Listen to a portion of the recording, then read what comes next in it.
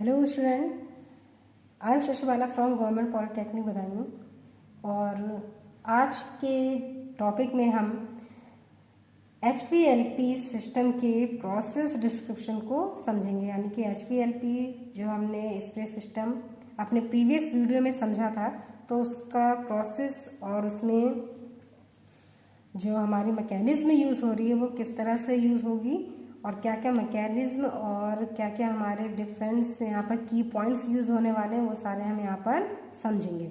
तो इस वीडियो को देखने से पहले आप मेरे प्रीवियस वीडियो को, जिसमें मैंने HVLP की बेसिक नॉलेज के बारे में समझाया है, HVLP से रिलेटेड जो भी हमारी बेसिक पॉइंट्स यूज़ किए जाते हैं, जो बेसिक नॉलेज है HVLP की वो क्या है, वो सब मैंने अपने प्रीवियस वीडियो में समझाया है। तो इस वीडियो को समझने से पहले एक बार उस वीडियो को ज़रूर ध्यान से समझ लें। तो चलिए स्टार्ट करते हैं। जब हम HVLP के प्रोसेस के बारे में बात करते हैं, मैकेनिज्म के बारे में बात करते हैं, तो यहाँ पर हमें जो पॉइंट्स हम समझते हैं वहाँ पर सबसे ज़्यादा ज़रूरी पॉइंट्स हमारे हो जाते हैं कि जो HVLP हमारा सिस्टम है, स्प्रिंग सिस्टम, तो यहाँ पर जो भी आपका हाई वॉल्यूम क्रिएट हो रहा है या फिर जो आपका लो प्रेशर यूज़ किया जा रहा है एयर का, या फिर जो फ्लूइड का आपका यूज़ किया जा रहा है, जैसा भी जो भी हम इसमें प्रेशर रेंज ले रहे हैं, तो वो प्रेशर रेंज हमारी लगभग कितनी है और कितने रेंज पर ये सिस्टम हमारा वर्क करता है और किन किन बेसिक रिक्वायरमेंट के ऊपर ये आपका डिपेंड है। तो वो सारी रिक्वायरमेंट, सारी नीड्स और सारी जो रेंजेस वगैरह आपकी इसमें यूज़ होती हैं वो सारी हम इसमें अब समझेंगे। तो चलिए स्टार्ट करते हैं।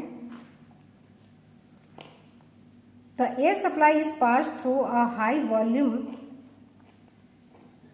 Low pressure air regulator with reasonable accuracy at low pressure.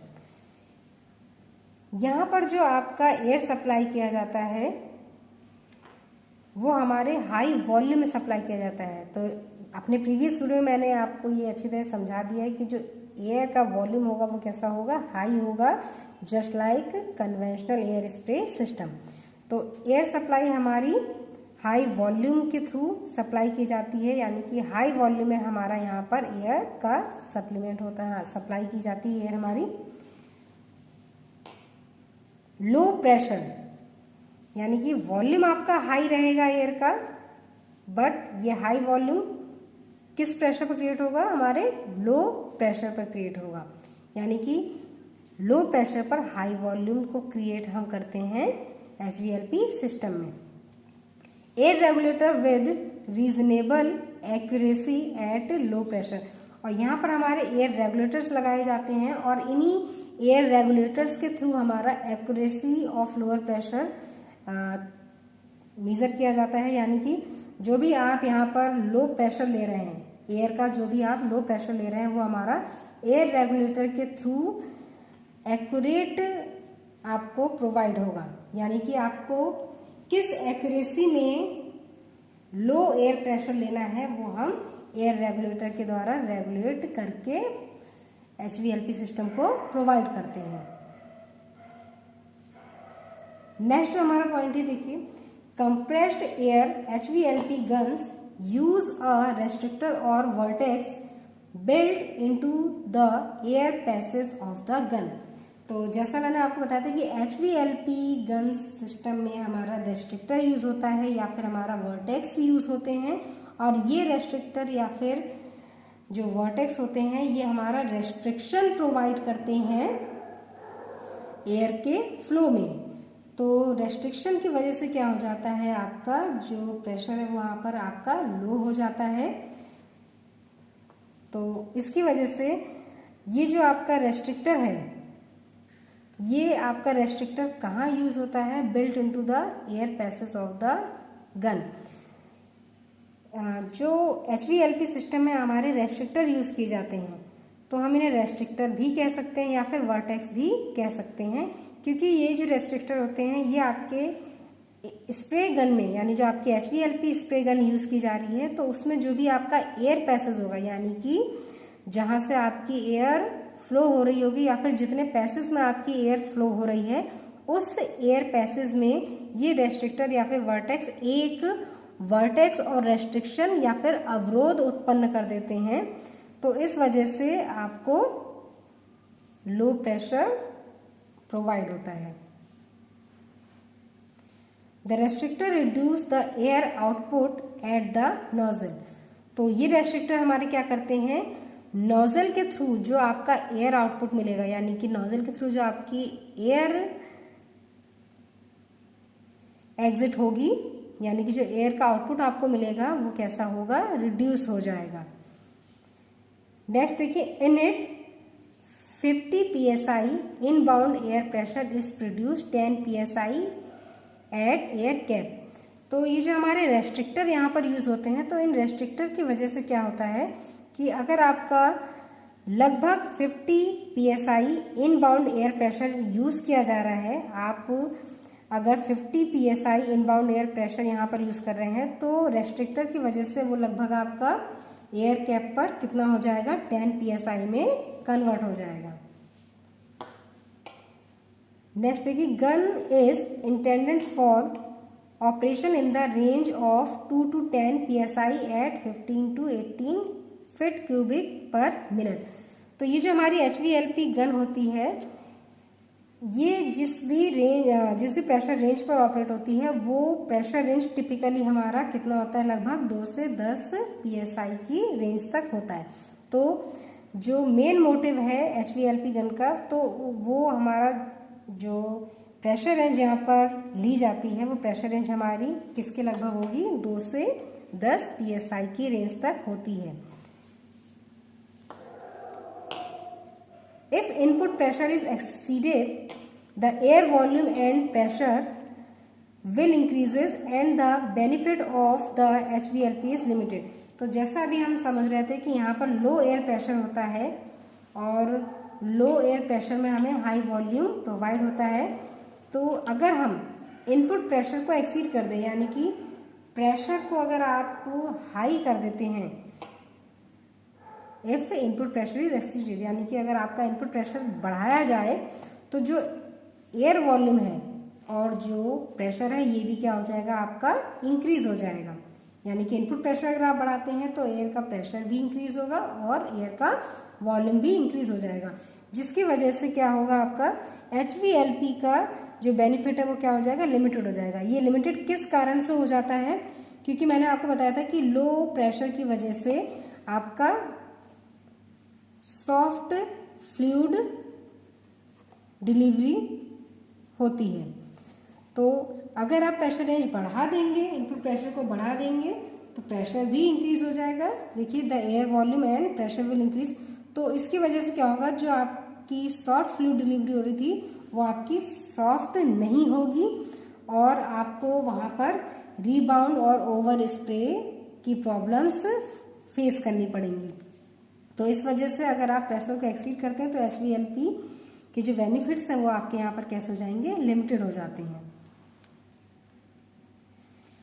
Next जो हमारा पॉइंट है इसका, the regulator must be capable of controlling a large volume of air flow in a pressure range of 0 to 100 psi।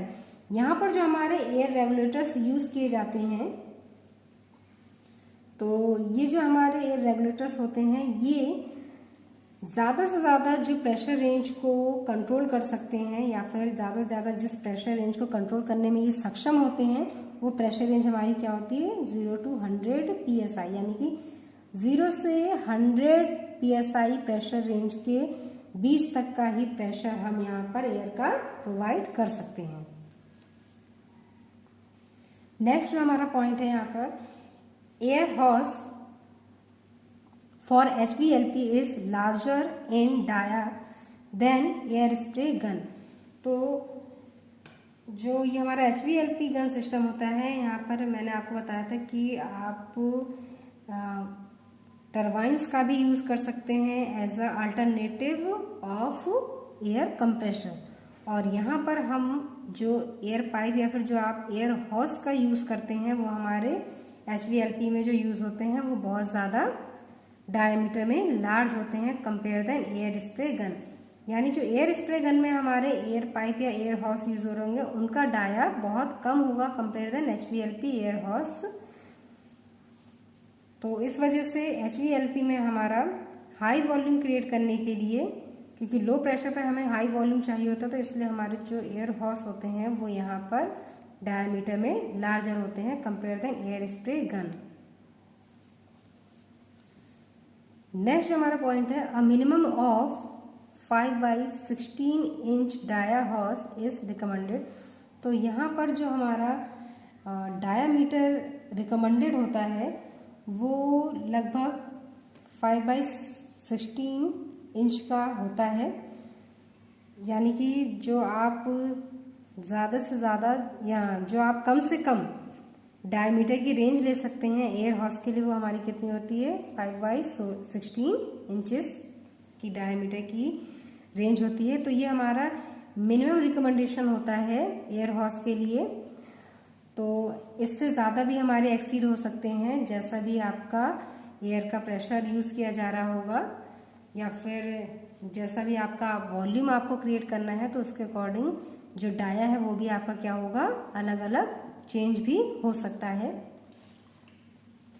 These gun like an air atomized gun in shape and size।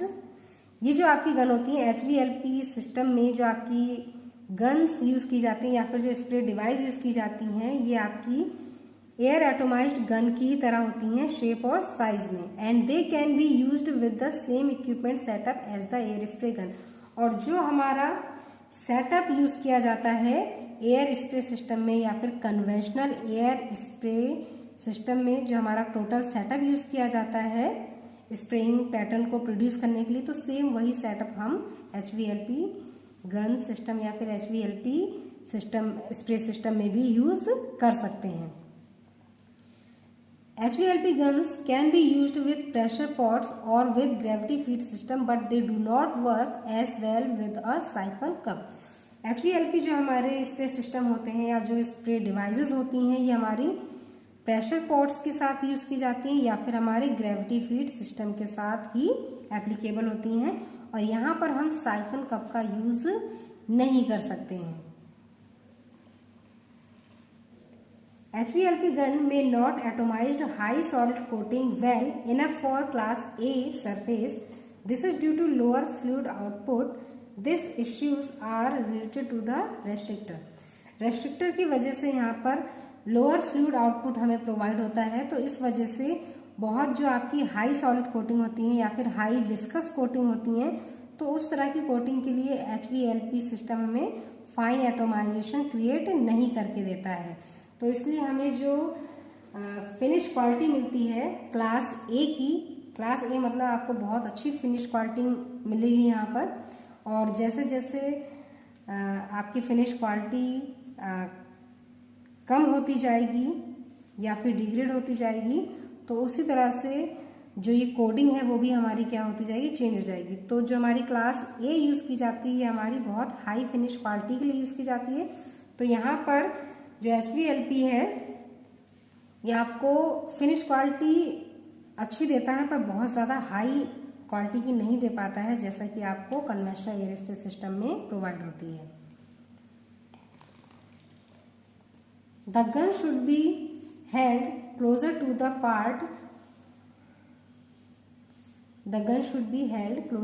part due to the slower forward velocity of the droplets।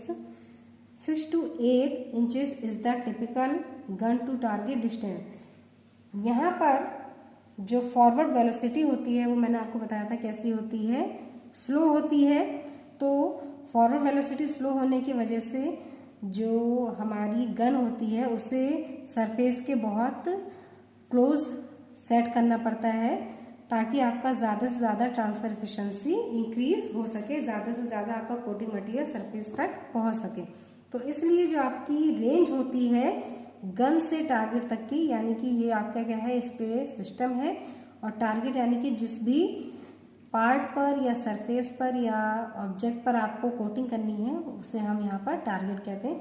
तो gun से target तक की जो distance typically हम यहाँ पर लेते हैं वो हमारी कितनी ली जाती है, 6 to 8 इंच, यानी 6 से 8 इंच तक की रेंज की डिस्टेंस पर हम यहाँ पर गन और टारगेट को सेट करते हैं।